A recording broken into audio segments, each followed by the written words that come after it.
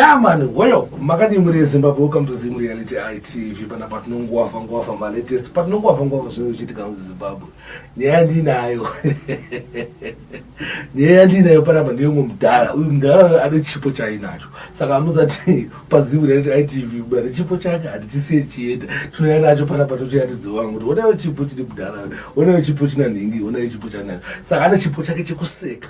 Zvino video ndakugadzira pana mumbona achiseka murume anoseka nakuti ukama kusine video yake pana munakirona ina kadai wamayaka chichakadai vandingaseke ndega kakende nacho paZim Reality ITV kuti vanhu vamboone mumboone kuti mundaraunda asibo ari skillful asisina kwanza video boys, don't forget to subscribe, share and like my videos esa tukitachi antukuya nawo panapo zvakanakira kuti wakashare hama yako inoona yakaseka usemaseka kutachi mundaraunda chako atidze panapo uyezve guys kana uchinge company yako une business yako uri kuita uchinge une music yako une artist une video yako une anything chada tichi market tichi so paZim Reality ITV une chipo chako chada kushowcase pana paZim Reality ITV azvimonetse kungobata namba dziri pa screen apo kungoti contact kuti guys ndikufunga urongo wakadai then tobata nyaya dzacho tobata tactic wacho right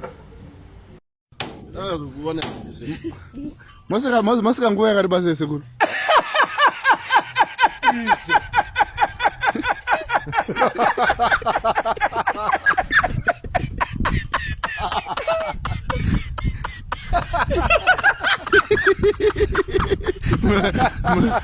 munangofenda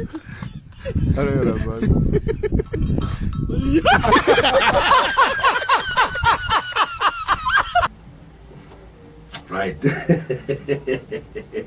ndofunga mayadzonzwa mudhara uyu zvipo zvinosiyana ka mumwe ane chipo chekushata ndosvika macompetition aMr Ugly mumwe aitowina kato mumwe aitotsangaonera se ndakunda ndofunga kuti macompetition ekuseka ava baba ava anowina mudhara chimudhara chinoseka anditi saka ndonyaya kana ndikuone sei because ndinowanza kuti kachinge ndachija ndinakidze ndoseka ndega ndiri kuti ndikunokwa but tese tione zvinenge zvichiitika. Thanks for watching.